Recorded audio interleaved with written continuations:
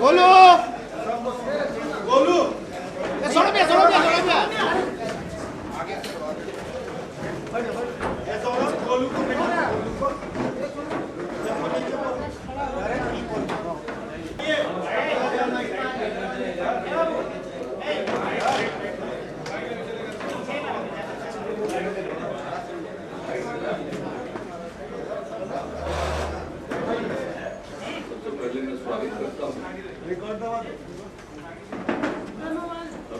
पहले कई बातें बिहार के बारे में हमारे बारे में कही गई और आप सबकी दिलचस्पी थी। मैं इस विषय में मुझको क्या कहूँ, मैं तो कल ही चाहता था आप लोगों से मिलना, लेकिन कतिपय व्यस्तता के कारण नहीं हो सका।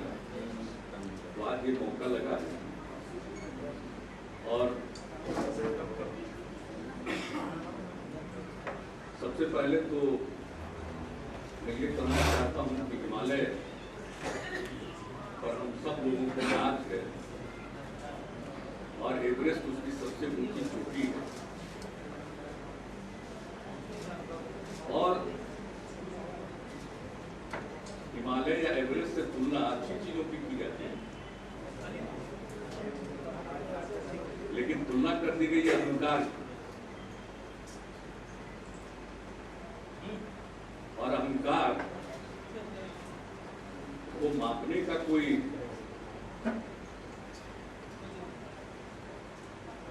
स्केल वो हम लोगों की समझ से उपलब्ध नहीं है, एब्स्ट्रैक्ट चीज है,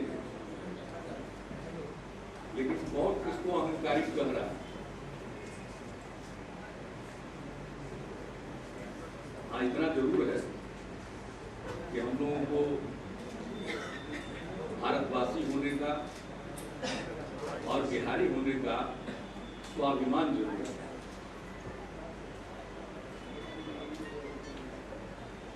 अहंकार नहीं, अहंकार तो दूसरे लोगों के पास है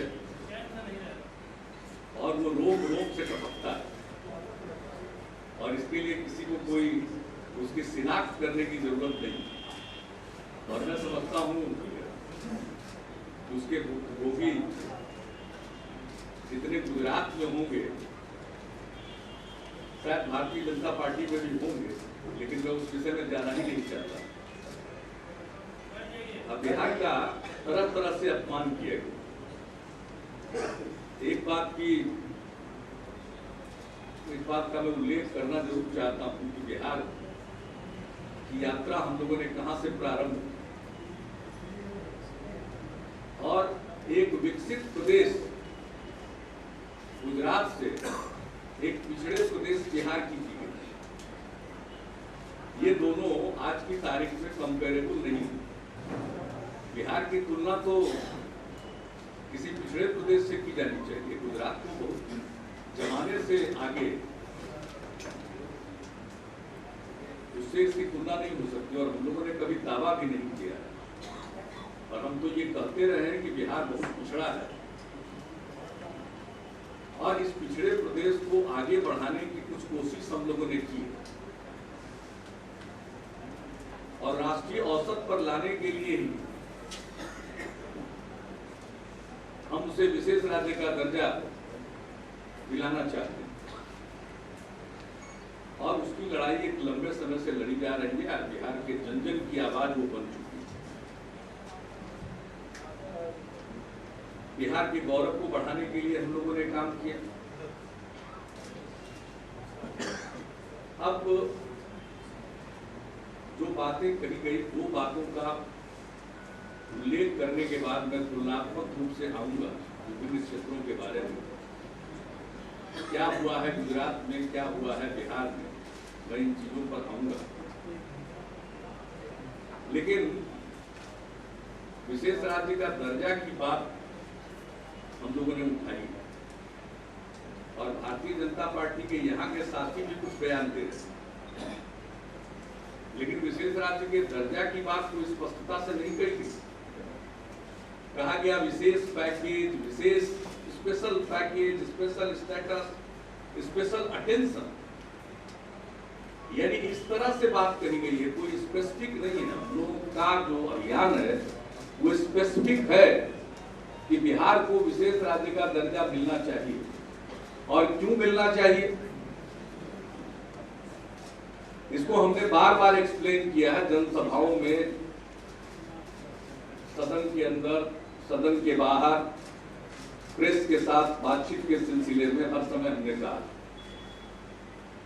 निवेशकों को प्रोत्साहन मिलेगा, छूट मिलेगी टैक्स में, केंद्रीय करों में, तो निवेश होगा, कल कारखाने लगेंगे, लाखों नौजवानों और नवयुवतियों के लिए काम के अवसर पैदा होंगे और हमारे बिहार के लोगों को काम की तलाश में, मजबूरी में बाहर दर दर नहीं भटकना पड़ेगा। ये विशेष राज्य का दर्जा स्पष्ट है। और इसका दूसरा फायदा है कि केंद्र प्रायोजित योजनाओं में केंद्रांश 90% हो जाएगा, राज्यांश मात्र 10% रहेगा। तो हमारे अपने पैसे में बचत होगी। आज जो केंद्र प्रायोजित योजनाओं में धन लगाते हैं हजारों करोड़, वो हम अपनी योजनाओं में खर्च कर पाएंगे। तो विशेष राज्य के दर्जा पर कोई स्पेसिफिक बात नहीं कही गई, लेकिन कहा गया कि इसके लिए माफी मांगनी होगी और कहना होगा कि ये हम लौटाएंगे नहीं। और इस सिलसिले में कोसी त्रासदी के दौरान जो गुजरात की तरफ से कुछ सहायता आई थी उसका उल्लेख किया गया। मैं बता देना चाहता हूं, कोसी त्रासदी हुई थी 2008 में। गुजरात सरकार या वहां के मुख्यमंत्री राहत कोष से 5 करोड़ रुपए की राशि बिहार के मुख्यमंत्री राहत कोष में आया और बाकी क्या सहायता गुजरात से आई इसकी मुझको जानकारी नहीं है। भारतीय जनता पार्टी वाले लोग जानते हो, क्योंकि सरकार किसी प्रकार की सहायता लेती नहीं। तो वो आया होगा तो बीजेपी के माध्यम से जहां बटा होगा उसके बारे में वो जानते होंगे, बटा या नहीं बटा, बटा तो कहां बटा, क्या बटा, उसके बारे में बहस में जाना नहीं चाहते। लेकिन 5 करोड़ रुपया और इस प्रकार की त्रासदी जब कहीं आती है, आपदा कहीं आती है, तो हर राज्य के लोग दूसरे राज्य को मदद करते हैं। बिहार ने भी दूसरे राज्यों को मदद किया सदैव और दूसरे राज्य ने बिहार को। ये पहला और आखिरी मसला नहीं था और ये कोई विशेष बात नहीं। लेकिन जब 2010 में इस मदद को भुनाने की कोशिश हुई तो वो मुझको लगा कि बिहार के स्वाभिमान पर चोट है। 5 करोड़ की राशि से कोसी आपदा का मुकाबला हो गया, यह तो सच था नहीं। वो पैसा तो आया और मुख्यमंत्री राहत कोष में था। मुख्यमंत्री राहत कोष में सैकड़ों करोड़ रुपए आए विभिन्न स्रोतों से, व्यक्तियों के द्वारा, संस्थाओं के द्वारा, विभिन्न राज्य सरकारों के द्वारा, और उसके माध्यम से कई योजनाएं ली जा रही थी और ली जाती थी। जब ये बात आई, ऐसा लगा कि गुजरात ने ही बिहार को इस संकट से उबारा। जब ये बात कही गई, इस बात का विरोध करते हुए 5 करोड़ की जो राशि आई थी, वो 5 करोड़ की राशि लौटा दी गई। जो 2008 में आई थी अगस्त में, उसको लौटाया गया 2010 में, जहां तक मुझे स्मरण है जून महीने की बात। लेकिन भाई हमने तो लौटा दिया, तो सामने वाले ने उसको रख भी लिया। ऐसा तो नहीं है कि 5 करोड़ रुपया हम लोगों ने चेक से लौटा दिया, उसको अगर नहीं भुनाते या उसको अपने अकाउंट से वो शामिल नहीं लेते तो नहीं जाता, वो गया, चला गया। लेकिन ये ऐसी बात नहीं थी कि ये किसी का अपमान था। अपमान तो बिहार का किया गया था और ऐसा नहीं था कि गुजरात के लोगों के द्वारा चंदा करके वो दिया गया था। वो मुख्यमंत्री राहत कोष में पैसा रहता है, हम लोग भी जब कहीं होता है तो मुख्यमंत्री राहत कोष के माध्यम से भेजते हैं। अब बाकी गुजरात से क्या लेकर इकट्ठा करके भेजा गया उसकी जानकारी तो हमको नहीं है, जैसा हमने बताया कि बीजेपी को। और कहा गया कि ये जो लौटा दिया गया तो कल जो सरकार बन जाएगी, मान लिया कि सरकार बन गई, मैं तो बराबर तो कसम, तो सपना कौन देख रहा है? जो सपना देखने का दूसरों पर आरोप है, वो सपना देख कौन रहा है? वो तो मान करके चल रहे हैं। और जितने सर्वेक्षण कराए जाते हैं उसके आधार पर लोग इस मुगालते में है कि उनकी सरकार बन रही है और ऐसा मान रहे हैं जैसे बन गई। किस अंदाज में बोल रहे हैं? हम पर अहंकारी होने का आरोप लगाते, वो अंदाज क्या था? अंदाजे बयां क्या था? और कहा जा रहा है कि लोग पहले माफी मांग ले, फिर ये कहते ऐसा नहीं करेंगे, जैसे लगता है ये आ गए। और विशेष राज्य के दर्जा की भी बात नहीं की। Special package, special status, special attention, जो भी जरूरी हो। अरे भाई, तो वेग टर्म में बात हो रही है, कोई स्पेसिफिक टर्म में तो बात हो रही है। हमारी लड़ाई है, ये लड़ के लेंगे, ये झुक के नहीं लेंगे। ये बिहारी अपनी लड़ाई में जीत हासिल करेगा अपने बलबूते पर। और बिहार में सिर्फ हमने बिहार की आवाज नहीं उठाई, बिहार और बिहार जैसे अति पिछड़े राज्यों की बात हमने कही। यहाँ एक संघर्ष और अभियान चल रहा है, तो हमारे अभियान के परिणाम स्वरूप आएगा। और हमने बिहार के लोगों को कहा कि इसी के लिए ताकत दीजिए, ताकि दिल्ली में बैठ करके कोई अगर मगर नहीं कर सके।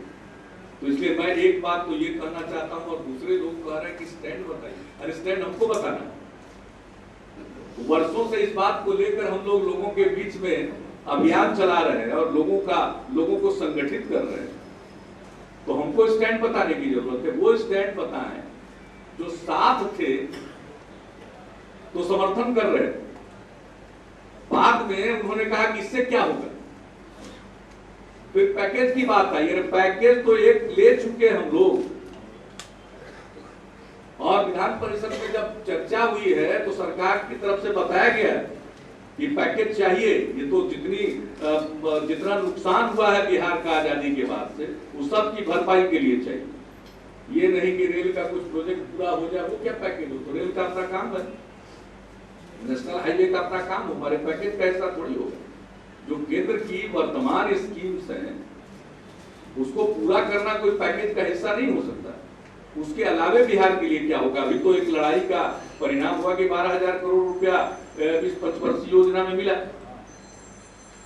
तो इसलिए ये जो बात है, इसमें उनके मन में कोई स्पष्टता नहीं है, बिहार के लोगों के मन में पूरी स्पष्टता है।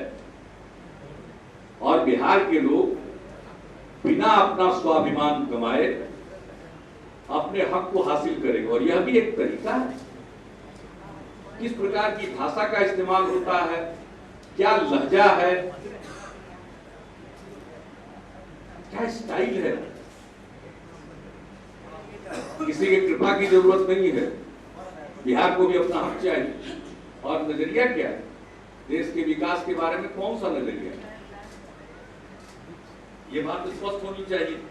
अब हम लोगों को के ऊपर क्या कहा गया साहब रुपया लौटाने के बारे में? भाई आपने जब कहा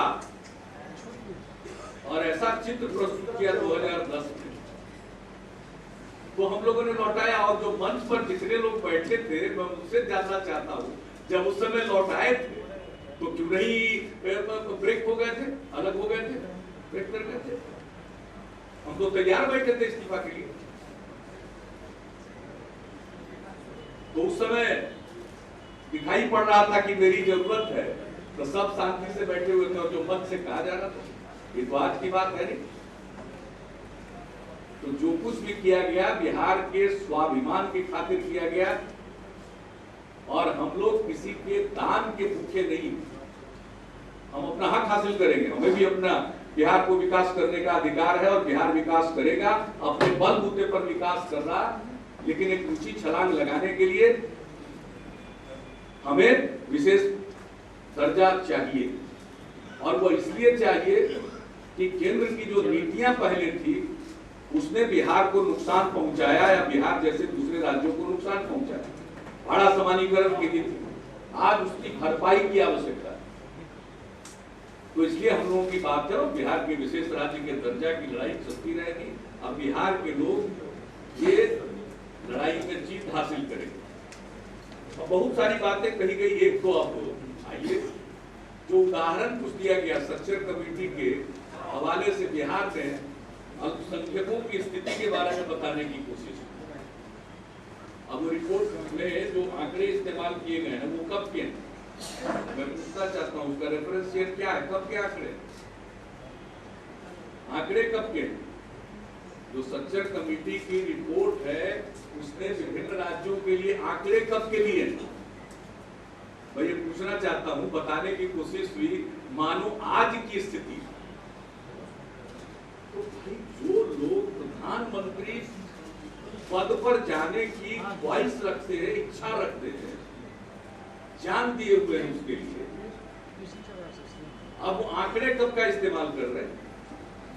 सच्चर कमेटी के आंकड़े हैं 2004-5 के और 2001 की जनगणना पर आधारित। हम लोग की सरकार तो उसके बाद आई है। ये जितने आंकड़े हैं ये हम लोगों की सरकार यहाँ बनने के पहले के। और एक बात तो बहुत साफ हो गया, जिस तरह से उन्होंने बाकी सब चीजों के बारे में और बातें कही है उस पर हम अभी आ रहे हैं आंकड़ों पर हम आएंगे। विभिन्न क्षेत्रों में, स्वास्थ्य के क्षेत्र में, शिक्षा के क्षेत्र में, कृषि के क्षेत्र में हम आपके समक्ष उन बातों को रखना चाहेंगे। लेकिन हम जरा उन्हीं से पूछना चाहते हैं कि भाई एक तो मान लिए ना कि आपका कोई योगदान नहीं। तब तक तो कह रहे थे कि बिहार का विकास हुआ उसमें हमारा भी योगदान है। तो यहाँ तो जो आपके सर्वोच्च नेता है वो कह रहे कुछ हुआ ही नहीं। अब उनको क्या करना? तो अब श्रेय लेने की कोशिश न करें। ये जितने सच्चर कमेटी के आंकड़े हैं, सच्चर कमेटी ने जिन वर्षों के आंकड़े लिए वो या तो 2004-5 के हैं या 2001 की जनगणना पर आता है। इसलिए वो आंकड़े हम लोगों के ऊपर कोई रिफ्लेक्ट नहीं करते। उसके बाद की जो स्थिति है उसके बारे में क्यों नहीं गौर किया? जो आंकड़े हैं जबकि उसके बाद हम लोगों की सरकार आई और उसके बाद हम लोगों ने क्या क्या किया, तो वो जो नए आंकड़े आएंगे उसको क्यों नहीं प्रस्तुत करते? उनको प्रस्तुत करना चाहिए। तो 2004-5 के आंकड़ों के आधार पर बिहार को जलील करने की कोशिश कर रहे हैं, ये बताने की कोशिश कर रहे हैं। हम लोगों ने कौन कौन काम किया है, जो अल्पसंख्यक समाज है उसकी स्थिति को सुधारने के लिए अनेक कदम हम लोगों ने उठाए। अभी अल्पसंख्यक कल्याण की योजनाओं के लिए स्वतंत्र निदेशालय की स्थापना की गई है। हर जिले में अब जिला अल्पसंख्यक कल्याण पदाधिकारी पदस्थापित किए गए हैं। मदरसा के शिक्षकों को 6ठे वेतनमान के अनुरूप अब सहायता दी जा रही है। उनको जो वेतन मिल रहा है, जो इसके रूप में ग्रांट के रूप में वो दिया जा रहा है, 6ठे वेतन आयोग के आधार। ये बिहार में हो रहा है। जरा बताएं गुजरात में क्या मिलता है? मैं नहीं जानता हूँ, लोग जरा बताएं, या तो उनके नेता बताएं या यहाँ वाले लोग बताएं। लेकिन बिहार में तो मदरसों के लिए हम लोगों ने 6ठे वेतन आयोग की सिफारिश पर जो वेतन हो सकता है वो मदरसों के लिए भी हम लोगों ने ग्रांट दी। जो सरकार के द्वारा मान्यता प्राप्त मदरसे 1128 मदरसों को सरकारी अनुदान दिया जा रहा है। अल्पसंख्यकों के द्वारा चलाए जा रहे 56 प्राथमिक विद्यालय और 72 माध्यमिक विद्यालयों को भी अनुदान दिया जा रहा है। मदरसों और अल्पसंख्यक विद्यालयों में पाठ्य पुस्तक, टेक्स्ट बुक, यूनिफॉर्म, पोशाक, मध्याह्न भोजन, ये तो राष्ट्रीय योजना है, वहां भी लागू है। छात्रवृत्ति, हम जो राज्य के अंदर छात्रवृत्ति देते हैं वो सब दे रहे। साइकिल योजना, पोशाक योजना, छात्रवृत्ति योजना, सबका लाभ हम दे रहे हैं मदरसों को भी और अल्पसंख्यक विद्यालयों को। वहां क्या होता है हमको नहीं पता। अब मुस्लिम छात्राओं को विद्यालय में उसका नामांकन बनाए रखने और मुस्लिम महिलाओं को साक्षरता प्रदान करने हेतु तालीमी मरकज चलाए जा रहे हैं और इसके अंतर्गत 6314 टोला सेवक कार्यरत हैं उनकी साक्षरता की। मुझे भी पता है कि बाकी जगह पर क्या किया जा रहा है।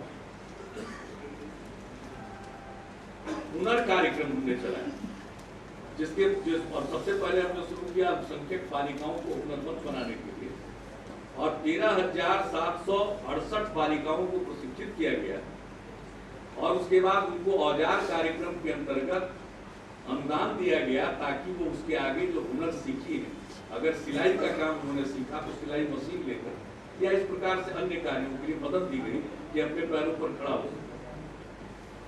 दूसरे चरण में 38,000 बालिकाओं को प्रशिक्षित किया जाएगा और शिक्षा दिवस के अवसर पर 50,000 बालिकाओं को प्रशिक्षित करने की योजना का शुभारंभ कर दिया गया। शिक्षा दिवस के अवसर यहाँ 26 जिलों में 28 आधुनिक सुविधाओं से लैस अल्पसंख्यक छात्रावासों का निर्माण किया गया। हमने एक राज्य की योजना चलाई है जो अल्पसंख्यक समाज के बच्चे मैट्रिक कक्षा मैट्रिक क्लास में फर्स्ट डिवीजन से पास करेंगे, उनको 10,000 रुपए का प्रोत्साहन राशि दिया जाएगा। इस योजना का नाम है मुख्यमंत्री अल्पसंख्यक विद्यार्थी प्रोत्साहन योजना। 2007 से हमने योजना शुरू की, उस समय 2,627 अल्पसंख्यक समाज के बच्चे फर्स्ट डिवीजन से पास कर रहे हैं। अब उनकी संख्या बढ़कर हो गई है 29,070। तो हमारे यहाँ तो जो राशि दी जा रही है, योजनाएं चला जा रही हैं, उसका लाभ हो रहा है। उर्दू शिक्षकों की बहाली हर एक स्कूल में करने का निर्णय लिया। 29,000 शिक्षकों की बहाली प्रगति पर। किशनगंज में अलीगढ़ मुस्लिम यूनिवर्सिटी की स्थापना के लिए जमीन हम लोगों ने दे दिया और काम शुरू करने के लिए सरकार ने मकान भी दे दिया है ताकि वो अपना पढ़ाई शुरू करवा सके। सामाजिक सौहार्द और सुरक्षा को ध्यान में रखते हुए जो हमारे 8,400 के करीब कब्रिस्तान है, 8,064 क्षमा कीजिएगा 8,064 कब्रिस्तान है पूर्व बिहार में चिन्हित, उसमें से 4,409 कब्रिस्तानों की घेराबंदी हो चुकी है। 4,409 कब्रिस्तान की घेराबंदी की जा चुकी है। 1,480 पर कार्य प्रगति पर है। अब तक 351 करोड़ रुपया कब्रिस्तानों की घेराबंदी पर खर्च किया जा रहा है। ये बिहार में किया जा रहा है। सक्सेस कमेटी की जो रिपोर्ट है 2004-5 और 2001 की जनगणना की, उसके बाद का ये सब प्रगति और अल्पसंख्यक कल्याण विभाग का जो योजना व्यय था 2004-5 में, यह भी जान लीजिए, जबकि सक्सेस कमेटी के रिपोर्ट में जो आंकड़े लिए गए हैं 2004-5 रेफरेंस ईयर है, इसलिए हम आपको बता रहे हैं। माइनॉरिटी वेलफेयर डिपार्टमेंट का योजना व्यय प्लान एक्सपेंडिचर 3.45 3 करोड़ 45 लाख रुपए था तब 2004-5 में, जबकि आंकड़े पढ़े गए पूर्णिया की रैली, और अब 12-13 में बढ़ करके प्लान एक्सपेंडिचर हो गया है 200 करोड़ रुपए का, 200 करोड़ से ज्यादा, 61 लाख ज्यादा, 200 करोड़ राउंड फिगर रखिए तो ये हाल 3 करोड़ से बढ़कर के 200 करोड़ प्लान एक्सपेंडिचर। और हवाला दिया गया किन बातों का, तो यहाँ समाज के सभी तबकों के विकास के लिए काम है, अल्पसंख्यकों के लिए भी काम है, लेकिन पुराने आंकड़े और भरमाने के लिए एक नियम है कि बताया जाता है कि आंकड़े कब के हैं, कहाँ के हैं, तो बताया गया कि मैं सरकार का आंकड़ा दे रहा हूँ, सक्सेस कमेटी का आंकड़ा दे रहा हूँ। मुझे उसी समय हंसी आई कि इसका रेफरेंस ईयर नहीं, क्योंकि रेफरेंस ईयर बताते तो इररिलेवेंट हो जाता। 2014 में 2014 का बिहार कुछ और है, 2004-5 का बिहार कुछ और, बिहार बदल गया है। ये अगर किसी को मालूम नहीं है तो साथ बैठने वाले ने भी अगर नहीं बताया तो इसका मतलब साफ है, इसका मतलब साफ है कि डर के मारे लोग बोलते नहीं है, या उन्होंने मान लिया है कि कोई विकास नहीं हुआ। दोनों में से क्या बात है बताएं, हमको बताने की जरूरत नहीं। अब जो तुलना किया जाता है, देखिए साहब, एक विकसित प्रदेश से हम अपनी तुलना नहीं कर सकते, हम बहुत पीछे हैं। इसलिए हमने पहले ही बताया हमको राष्ट्रीय औसत तक पर पहुंचने के लिए विशेष राज्य का दर्जा चाहिए। लेकिन जब कहा ही गया है तो कुछ बातें सार्वजनिक रूप से लाना जरूरी है, क्योंकि भाई एक चीज के बारे में तो सबको मालूम है कि गुजरात में क्या हुआ 2002 में, वो बताने की जरूरत नहीं है। तो एक विकास की बात कही जाती है और विकास के नाम पर लोगों को भरमाने की बात की जाती है और ये कहा जाता है कि विकास का मॉडल गुजरात का बहुत अच्छा है। हमने शुरू से चुनौती दी है कि एक विकसित प्रदेश के विकास का मॉडल देश के लिए उपयोगी नहीं हो सकता है। एक पिछड़े प्रदेश के विकास का मॉडल, समावेशी विकास का मॉडल, न्याय के साथ विकास का मॉडल ही देश के लिए उपयुक्त हो सकता है। अब जो बात कही जा रही है 2008-9 से लेकर 2012-13 के में बिहार राज्य की आय का विकास दर 11.5% रहा, 11.5, जबकि इसी अवधि में गुजरात का यह दर 9.1% रहा। हम तुलना नहीं करना चाहते, हम तुलना कर भी नहीं सकते। कहां गुजरात और कहां बिहार, एक विकसित प्रदेश से हम अपनी तुलना नहीं कर सकते हैं। लेकिन 2008-9 से 2012-13 के बीच में बिहार का ग्रोथ रेट रहा है एवरेज 11.5% और गुजरात का रहा है 9.1%। हम तुलना नहीं कर सकते। 2004-5 से 2011-12 के बीच में बिहार में गरीबी के अनुपात में 20.7% की गिरावट हुई। 2004-5 से लेकर 2011-12 के बीच में, ये सब सरकारी पब्लिश्ड आंकड़े हैं, गरीबी के अनुपात में गिरावट हुई है बिहार में मात्र 20.7% और गुजरात में यह गिरावट हुई है 15%। तुलना हम नहीं कर सकते। बिहार की गिरावट मात्र 20.7% की हुई है गरीबी में और गुजरात की में गिरावट हुई है गरीबी में 15%। We can't compare. How can we are a poor state, they are rich people, influential people. पिछले एक दशक में 2001 से 11 तक बिहार के साक्षरता दर में मात्र 16.8% की वृद्धि हुई। लिटरेसी रेट में मात्र वृद्धि हुई है 16.8% की और गुजरात में यह वृद्धि हुई है 10%। We can't compare.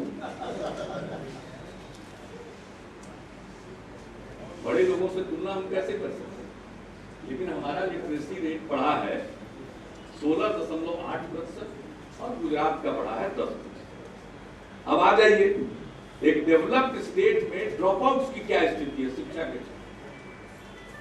Drop outs का क्या है? स्कूलों में छीजन क्या होता है? बच्चे जो निकलते हैं, गुजरात के विद्यालयों में छात्रों का छीजन दर मात्र 58% है, 58%, जबकि राष्ट्रीय औसत 49% है, 49%। दलितों यानी अनुसूचित जातियों एवं जनजातियों के मामले में छीजन दर बढ़कर क्रमशः 65% एवं 78% हो गया। एक दशक में गुजरात में कक्षा 1 में दलित बच्चों के नामांकन में 27% की गिरावट आई मात्र, जबकि राष्ट्रीय स्तर पर 1% की वृद्धि हुई। एक विकसित राज्य में ऐसी स्थिति क्यों है? We can't compare. हम अब नेशनल एवरेज पर ले जाए। नेशनल एवरेज पर ड्रॉप आउट कर रहे थे, छीजन का दर क्या है? 49। गुजरात का क्या है? 58। शेड्यूल्ड कास्ट में क्या है छीजन दर? 65%।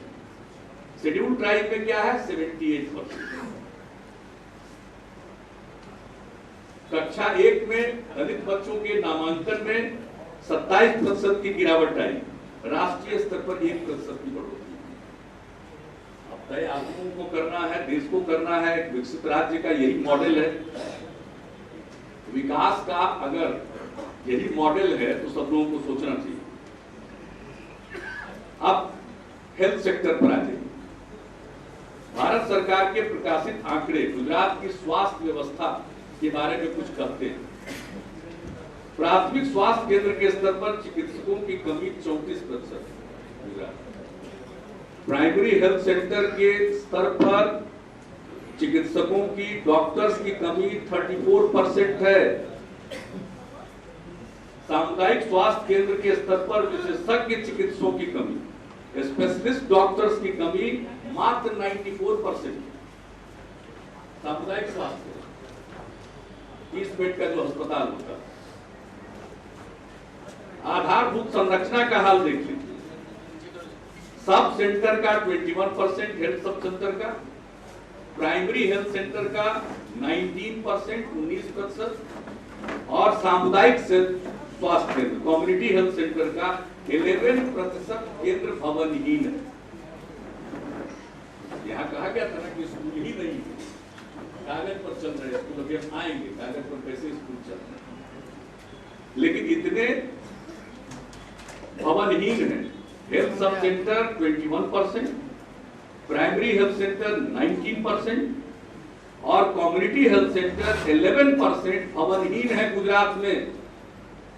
ये विकास का मॉडल है, ये विकास का मॉडल होगा। इतने दिनों से विकसित राज्य में कम्युनिटी हेल्थ सेंटर 30 बेड वाला अस्पताल, प्राइमरी हेल्थ सेंटर और हेल्थ सब सेंटर भवनहीन रहेंगे, और वो मॉडल होगा देश का।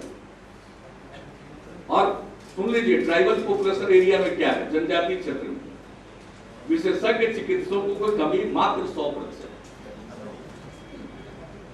ट्राइबल एरिया में विशेषज्ञ चिकित्सकों की कमी मात्र 100%।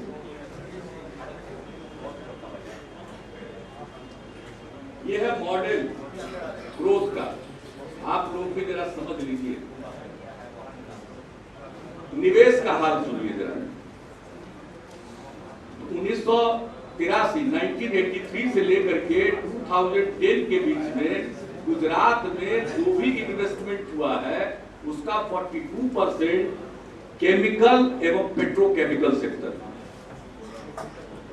42% इन्वेस्टमेंट सिर्फ केमिकल और पेट्रोकेमिकल सेक्टर में है।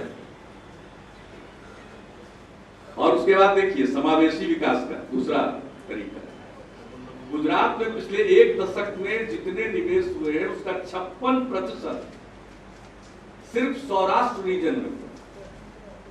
कुल निवेश का 56% सौराष्ट्र रीजन में हुआ गुजरात में। क्षेत्रीय संतुलन का इससे बढ़िया तो कोई बेहतरीन उदाहरण मिल नहीं सकता है।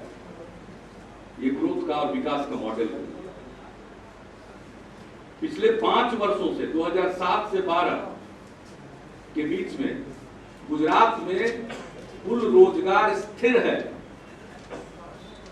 ऊंचे विकास का क्या अर्थ है? हाई ग्रोथ का क्या मतलब है? अगर वो एम्प्लॉयमेंट जनरेट नहीं करता है, एम्प्लॉयमेंट अपॉर्चुनिटी स्थिर हो गए 2007 से 12 के बीच। तो ये तो गुजरात के बारे में कुछ आंकड़े हैं। अब जरा सा बात हो ही रही है तो जरा बाल श्रमिकों की स्थिति के बारे में जानकारी लोगों को मिलनी चाहिए। 2007 के इस अध्ययन में एक खुलासा हुआ, एक स्टडी हुई। लगभग 2 लाख मजदूर जो बीटी कॉटन में तो बीटी कॉटन आ गया ना, जेनेटिकली मॉडिफाइड बीटी कॉटन आ गया कि खेत में 2 लाख मजदूर काम करते हैं। उसमें 33% 14 साल से कम उम्र के हैं। 2 लाख लोग काम कर रहे हैं बीटी कॉटन में, फील्ड में, खेत में। उसमें से 33% 14 साल से कम आयु के बच्चे हैं। जरा नींद खोलिए, जगिए, सोइए नहीं।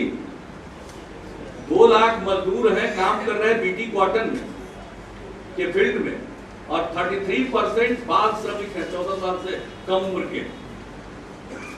इन बच्चों को शारीरिक शोषण का भी सामना करना पड़ता है। इनके पास उचित कपड़े नहीं रहते हैं, और खेत में प्रयोग किए जाने वाले जितने प्रकार की चीजें होती है उससे इनके स्वास्थ्य पर भी प्रतिकूल प्रभाव पड़ता है। विकास का अगर यही मॉडल है तो मुझे कुछ नहीं कहना। हमारे यहाँ के बारे में कह दिएगा कि जूट गायब हो गए, जूट की खेती गायब हो गई। जरा हम उस पर आते हैं, अभी आपको बताते हैं जूट का क्या हुआ है, उसके बारे में बताएंगे अभी थोड़ा प्रतीक्षा करें।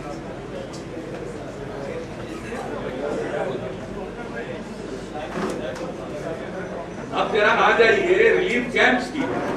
जो मेरे ऊपर कोसी त्रासदी का हुआ, तो कोसी त्रासदी में हमने रिलीफ कैंप चलवाए बड़े बड़े, और उन रिलीफ कैंपों में आंगनबाड़ी सेंटर चलवाया, स्कूल चलवाया, महिलाओं के उद्यम के लिए प्रबंध किया और ट्रॉमा से लोगों को निकाला।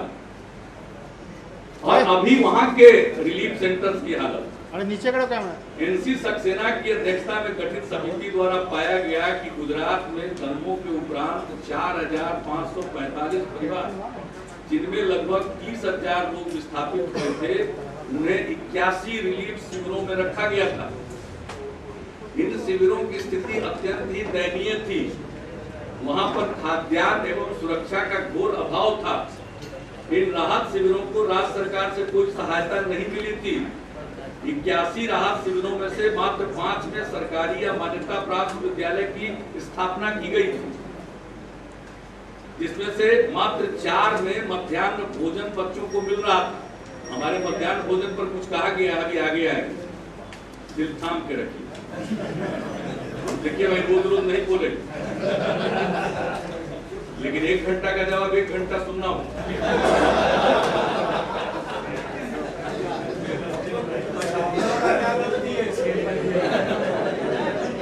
गलती ये है कि पूछिए मत, फिर हम पूछिएगा।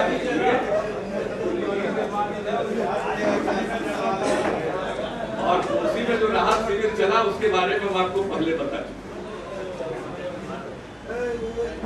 भाई, हम लोग तो शुरू से कह रहे हैं कि बिहार पिछड़ा है, हमको अभी लंबी यात्रा तय करनी है, लेकिन कुछ आंकड़े अब आप लोग सुन लीजिए। सन 2011-12 में बिहार में प्रति व्यक्ति आय 22,890 था। इसी वित्तीय वर्ष में गुजरात में प्रति व्यक्ति आय 89,668 रुपये था, मतलब 90,000। हम 22-23,000 पर थे और गुजरात 90,000 पर था। हमारी उनकी क्या तुलना हो सकती है प्रति व्यक्ति आय? हमसे 4 गुना से भी ज्यादा, 4 गुना ज्यादा था। लेकिन इसके बाद आय 4 गुना ज्यादा है तो बाकी ह्यूमन डेवलपमेंट पे तो रिफ्लेक्ट होना चाहिए। इसलिए शिक्षा के क्षेत्र में अगर आंकड़ों की तुलना की जाए तो आर्थिक प्रगति का कोई लाभ नहीं दिख रहा। हमसे 4 गुना प्रति व्यक्ति आय, पर कैपिटा इनकम बिहार से गुजरात का 4 गुना ज्यादा है। तो ये रिफ्लेक्ट होना चाहिए ना शिक्षा में, स्वास्थ्य में, इस तरह की चीजों में। आखिर ग्रोथ किस बात की? अब प्रथम का जो सर्वेक्षण आता है, हर साल आता है असर नाम से, ये पूरे देश के लिए आता है, हर राज्य के लिए आता है, उसको मान्यता मिली हुई है और वही आंकड़े सब लोग उद्धृत करते हैं।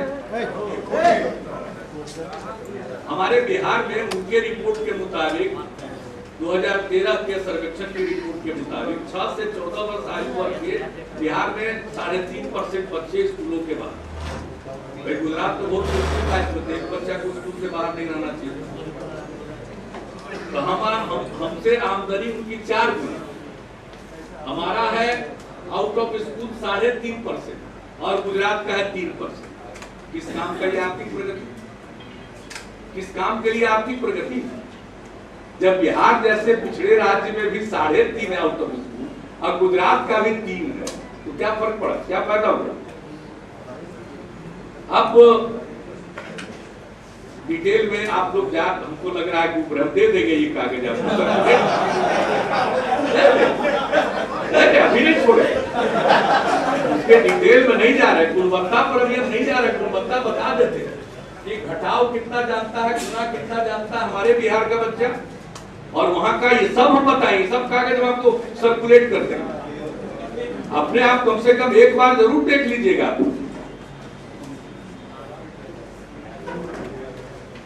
आपको बस कुछ ज्यादा नहीं, थोड़ा बहुत मानवी देंगे। हमारे यहाँ तो इस साल शिक्षा पर प्रस्तावित किया है 25,000 करोड़ रुपया, 1,16,000 करोड़ रुपए का हमारा बजट है, प्लान नॉन प्लान मिला के, उसमें मात्र 25,000 करोड़ है, यानी लगभग 22% के करीब हम एजुकेशन पर खर्च करने का प्रोविजन रखे हुए। यानी हम गरीब राज्य हैं, हमारा शिक्षा के बारे में क्या नजरिया है हम बताना चाहते हैं। क्योंकि इन दिनों मॉडल की बात होती है ना, तो हम तो मॉडल बता दिए, एक विकसित प्रदेश का मॉडल है। हर बात में तुलना की जाती है गुजरात की, तो हमने कुछ बातें आपके सामने रखी और मैं इसको, और हम लोगों ने यहाँ जो बताया कही दिया भाई, हम लोग साइकिल भी दे रहे हैं, पोशाक भी दे रहे हैं, 10वीं कक्षा तक की लड़कियों को छात्रवृत्ति दे रहे हैं, ये सब दे रहे हैं, आप देख लीजिएगा। एक बात हम कहना चाहते हैं, जो कहा गया कि 2% में कंप्यूटर है, नहीं तो सुनिएगा, ये नहीं सुनिएगा कि मैं पढ़ लीजिएगा। तो ये सुनना चाहते हैं तो बिहार के माध्यमिक और उच्च माध्यमिक विद्यालयों की कुल संख्या 4000, जिसमें से लगभग 2000 यानी 50% में माध्यमिक और उच्च माध्यमिक विद्यालयों में कंप्यूटर शिक्षा की व्यवस्था है। ऑलरेडी 50% स्कूल में, हाई स्कूल में, हायर सेकेंडरी स्कूल में कंप्यूटर शिक्षा की व्यवस्था हो चुकी है। और ये तो आपको मालूम ही है ना कि हम हर ग्राम पंचायत में हायर सेकेंडरी स्कूल खोलना चाहते हैं, और इस साल भी 1000 का टारगेट था, 1500 पर काम शुरू हो गया स्कूल बनाने पर। और इसके अलावे 620 मध्य विद्यालयों में भी कंप्यूटर की व्यवस्था की गई। ये तो हाई स्कूल और हायर सेकेंडरी स्कूल के बारे में बताया। 50% मिडिल स्कूल कम से कम क्लास 9 में पहुंच जाए तो कंप्यूटर शिक्षा की व्यवस्था हमारे यहाँ है, और मिडिल स्कूल में भी 620 जगहों पर व्यवस्था की गई। अब कहा गया कि भाई स्कूल कागज पर, जमीन के अभाव में, हमारे यहाँ तो आप जानते ही हैं जनसंख्या का जो घनत्व है बिहार में वो सर्वाधिक है, जमीन मिलने में कठिनाई होती है। तो जमीन के अभाव में कई ऐसे विद्यालय हैं जिनका संचालन सामुदायिक भवन से या किसी निजी स्थल से किया जा रहा है। संचालन नियमित रूप से किया जा रहा है, टीचर को भी बहाल किया गया। मध्याह्न भोजन की व्यवस्था सुचारू रूप से हो, इसके लिए उसकी टैगिंग निकट के स्कूल के साथ ये हमारे यहाँ है। और अभी ऑलरेडी कुल 8,279 विद्यालयों को टैग किया गया है, जिसमें लगभग 4,600 विद्यालयों के लिए जमीन का प्रबंध हो गया, अब उसका निर्माण किया जा रहा है। और बाकी का जो 4,000 बचा हुआ है भवन, उसके लिए जमीन का इंतजाम की कोशिश की जा रही है। हमारे इस कागज पर नहीं, टीचर पढ़ाई होती है सामुदायिक भवन से या किसी निजी जगह से। जमीन की कमी के कारण स्कूल नहीं, पैसा है, स्कूल भवन बनाना चाहते। मिड डे मील के लिए टैग किया गया बगल के स्कूल, पता नहीं कहां से आंकड़े मिल जाते हैं। अब मध्याह्न भोजन के बारे में तो बड़ी शिकायत होती है, लेकिन अभी आपको एक बता दें कि 28 जनवरी 2014 को भारत सरकार के द्वारा एक बैठक बुलाई गई, जिसमें जो राज्यों का, सभी राज्यों का आकलन करके जो रेटिंग की गई है, तो शायद बहुतों को तकलीफ होगी जान के, और हर बिहारी को ये जान करके खुशी होगी कि पूरे देश में मध्याह्न भोजन के मैनेजमेंट के मामले में 5 टॉप राज्यों की श्रेणी में बिहार आ गया है।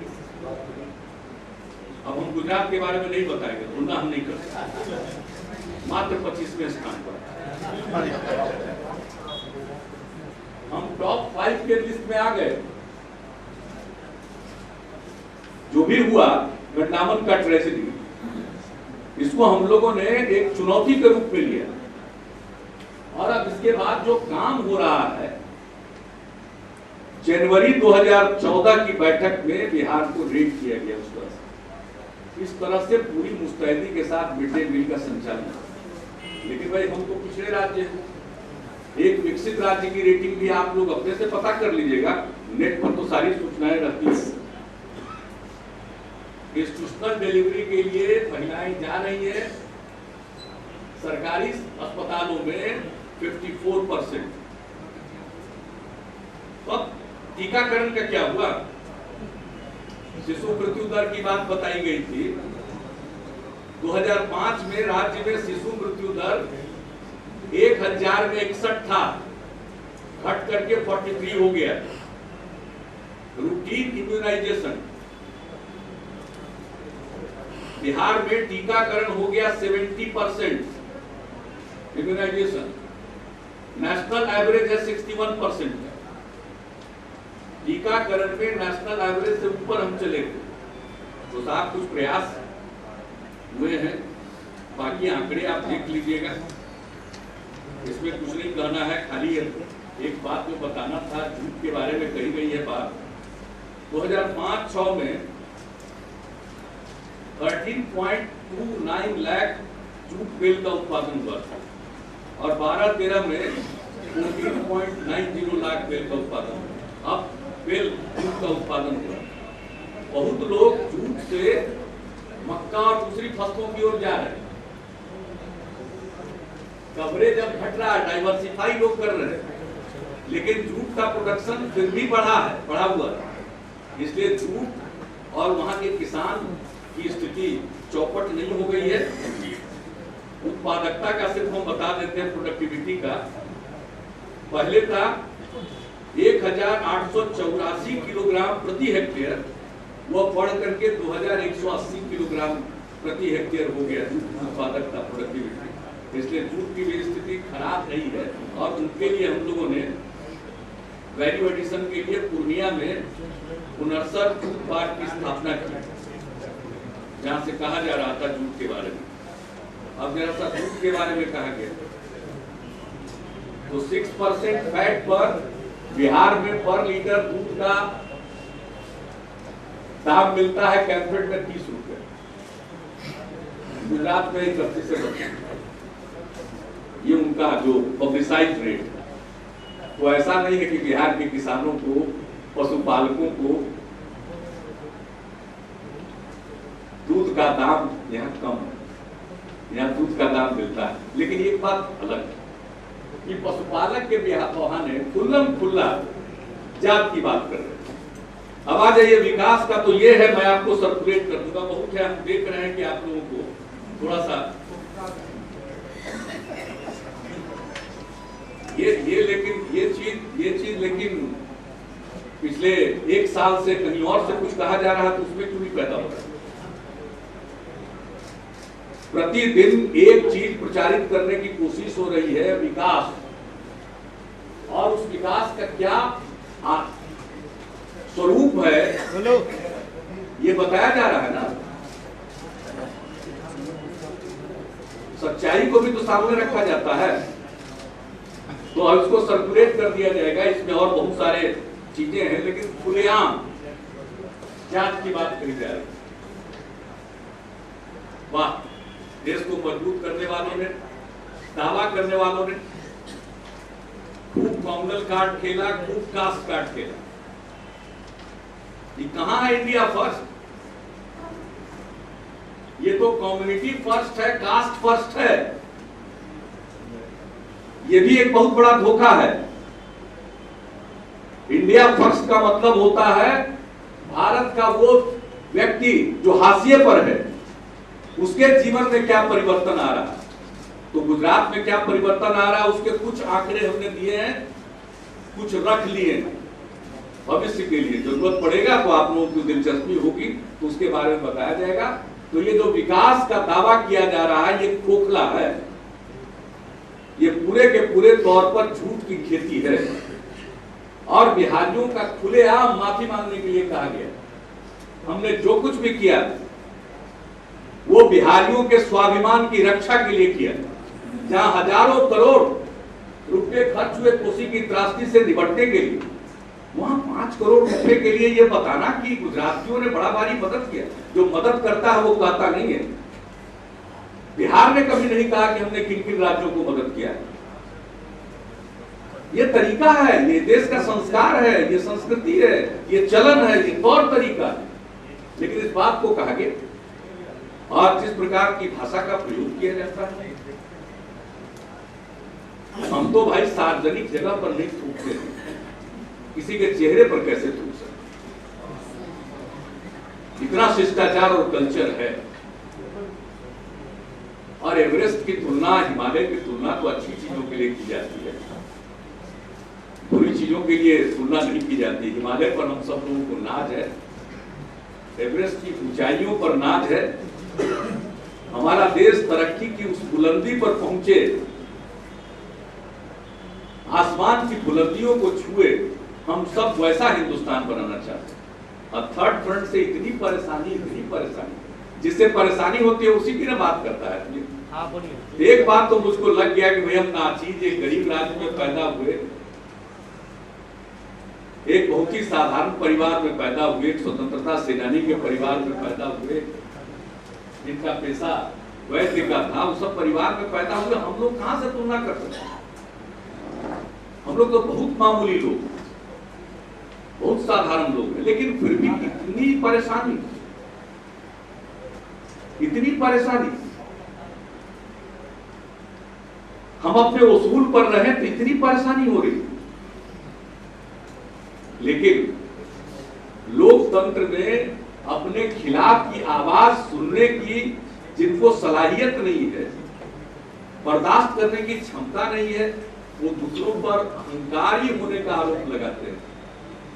मैं और कुछ नहीं कह सकता हूं, इतना जरूर कह सकता हूं कि हम लोगों के मन में अहंकार तो छोड़ दीजिए, लेकिन इतना जरूर है कि हमको अपने देश पर अभिमान है, अपने सूबे बिहार पर अभिमान है, बिहारियों पर नाज है, और बिहार के स्वाभिमान के साथ बिहार के स्वाभिमान पर हमला करने वाले, बिहारियों को बेइज्जत करने वाले, उत्तर भारतीयों को बेइज्जत करने वाले लोगों के साथ हाथ मिलाते हैं, उन पर हमला करने वाले लोगों से हाथ मिलाते हैं महाराष्ट्र में।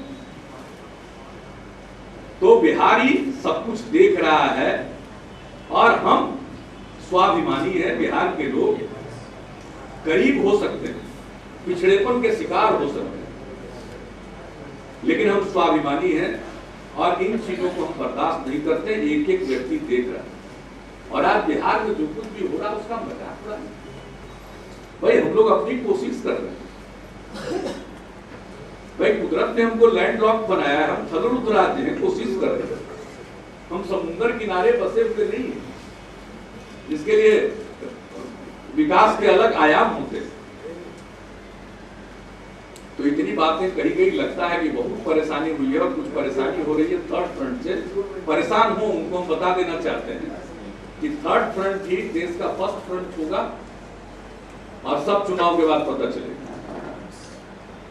प्रधानमंत्री की बेचैनी किसी को नहीं है इस देश में। प्रधानमंत्री की बेचैनी साफ दिखती है किसको है, और इस देश की जनता तय करेगी किस दिशा में जाना है और विकास का कौन सा तरीका इस देश के लिए कारगर होगा। इसलिए विकास के मुद्दे की बात पर मैंने ये मुनासिब समझा। बहुत कुछ कहा गया था, आज आप हमको बुलाया और बहुत सारी बातें हम आपको सर्कुलेट कर देंगे, आपकी इच्छा होगी तो उसका उपयोग करिएगा। बस इतना करके मैं आपको धन्यवाद।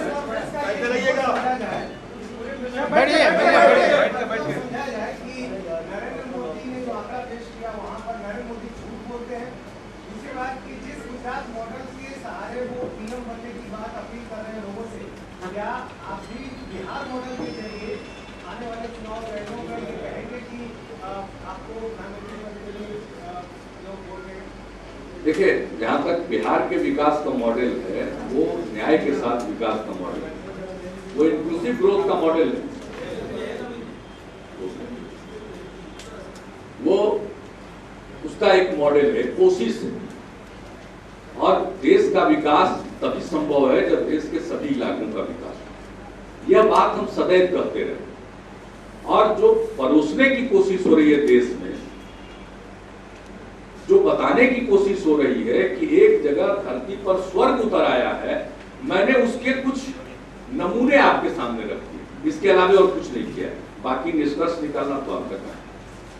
जो नरेंद्र मोदी ने कहा कि अगर वो प्रधानमंत्री बनते हैं और बिहार को स्पेशल अटेंशन स्टेटस देने की बात करते हैं, तो जैसे आपकी कोसी का पैसा special package, special status, special attention, कुछ भी जो जरूरी हो, इस तरह की बात, ये वेग है, ये कंप्लीट वेग है, इसमें कोई बात नहीं है, ये स्पेसिफिक नहीं है। जो जरूरत होगी तो जरूरत का आकलन कोई करेगा। देखिए, ये बिल्कुल बिहार के लोगों को मालूम है, ये हमारे लिए जरूरी है और ये जरूरी है तो अपने ताकत के बल पर ही लिया जा सकता है। ये तो लोगों को भरमाने के लिए, लेकिन मौका लगेगा तब ना। आप तो हद बात कर, अब मौका तो आया नहीं था कि जब सीमांध्र का मामला चल रहा था तो मौका तो आया था उनको बिहार की वकालत करने का या उसको आधार बनाने का। जिस समय सीमांध्रा के लिए विशेष दर्जा की बात की जा रही थी तो भारतीय जनता पार्टी ने कहा कि करिए और कांग्रेस पार्टी ने किया, तो उस समय उनको बिहार की याद क्यों नहीं आई? उस समय वो कह सकते थे कि बिहार को भी दीजिए, बिहार जैसे पिछड़े राज्यों को भी दीजिए, तो उनको याद नहीं था उस समय। इसलिए मौका जब था तो वो चूक गए, और अब बाकी तो एक हवाई किला बनाने की कोशिश होती है, वो हो रही है। ऐसे भी लाल किला के बैकग्राउंड में बात कही जाती है और बैकग्राउंड बना करके बात कही जा सकती है। क्या इनका इरादा देने का नहीं आपको लगता है कि ये क्या बोल रहे हैं, लोगों को भरमा रहे हैं? अब पता नहीं, आप तो इरादा से ज्यादा परिचित होंगे। मैं तो जानता हूँ इरादा भरमाने का है, उसमें कुछ बात ही नहीं कही गई है। हम तो स्पेसिफिक बात कर रहे हैं। स्पेशल कैटेगरी स्टेट का स्टेटस चाहिए, विशेष श्रेणी राज्य का दर्जा चाहिए। और क्यों चाहिए? हम लोग इस मामले में बहुत स्पष्ट हैं, इसलिए चाहिए। और वो बात नहीं कही गई है, वो तो भरमाने वाली बात है, 3 बात में मिक्स करके कुछ कह दिया, इसलिए ऐसा मत समझिए कि उससे कोई हो जाएगा। फ्रंट को अगर समर्थन की जरूरत हुई, बाद में थर्ड फ्रंट को समर्थन की जरूरत हुई, तो आप किससे समर्थन लेंगे, कांग्रेस से या बीजेपी से? कहाँ जरूरत हुई?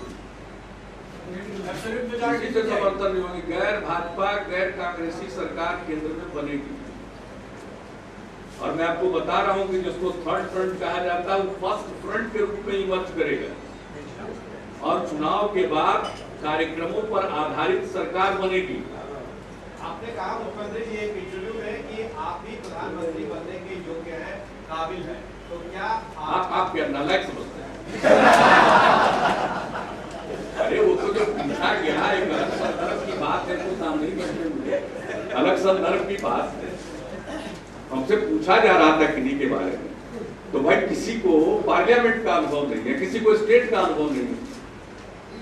ये बात हमने कही और आपके सामने भी कह रहा कि भाई पार्लियामेंट का भी अनुभव हो, स्टेट का भी अनुभव हो, देश के बारे में कोई एक दृष्टिकोण हो, ये सारी बातें हमने कही। हमको मालूम है कि आपके हाथ में रहता तो हमको बना देते। पैसे भी काटे थर्ड फ्रंट में जैसे, लेकिन क्या चलिए वो सब बातें अपनी जगह पर है। बात है प्रोग्राम की, नीतियों की। आप देख लीजिए क्या नीति है, जो कुछ भी अचीवमेंट्स हैं, जो कुछ भी है, ग्रोथ है, उसका कोई लाभ आम आदमी को नहीं है, समाज के हाशिए पर रहने वाले आदमी को नहीं है। लेकिन उसके साथ अपने को लिंक करके देश भर में वोट हासिल करने की तमन्ना है, सीधे कास्ट को इन्वोक करके, सीधे। इतना तो प्रत्यक्ष तौर पर आज तक इस देश में किसी ने किया ही नहीं है जो बात करी जा रही है। प्रत्यक्ष तौर पर इसका कोई असर नहीं पड़ेगा, क्योंकि गरीब आदमी के जीवन में कोई सुधार आया, वहां के पिछड़े वर्ग, अनुसूचित जाति, जनजाति, हमने तो आंकड़े आपके सामने रखे, तो कोई आदमी अपने को आइडेंटिफाई करे तब ना। आइडेंटिफाई तो कोई और करते हैं। लेकिन फिर भी आप जरा देखिए नजरिया क्या है, इरादा क्या है। इरादा सीधे जातीय कार्ड खेलने का। एक लोकसभा के चुनाव में, विधानसभा के चुनाव में भी खुलेआम मंच से जात की बात नहीं की जाती है। और आप सोच लीजिए कि इस तरह के नजरिया के साथ, दृष्टिकोण के साथ, विचार के साथ कोई देश का नेतृत्व करने की बात सोचता है। यानी एक विधानसभा, एक लोकसभा के चुनाव में भी इस तरह से खुल्लम खुल्ला बात नहीं की जाती। जितना खुल्लम खुल्ला बात कहता है, असर नहीं पड़ेगा, किसी पर असर नहीं। ये बात आप न जानिए पड़ेगा कि नहीं पड़ेगा। हम ऐसे आदमी थोड़ी है कि ये सब बात होता तकनीकी बात, लेकिन हमको आपको स्पष्ट रूप से सार्वजनिक तौर पर जो बात नहीं की जाती है कि नीति नीचे के स्तर पर वो बात की जा रही है और सपना कहाँ? ये क्या देश को एकजुट रखेंगे? ये क्या देश को आगे बढ़ाएंगे?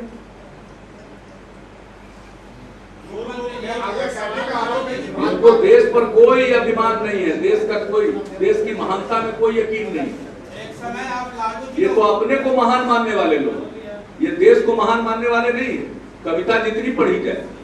आपका आरोप नहीं है कि भाजपा जात पात में उतर गई है। बिल्कुल हमारा आरोप है, आप नहीं सुन रहे हैं। आप ही लोग तो लाइव दिखाते हैं, उसी को तो लोग सुनता है, दिखता है।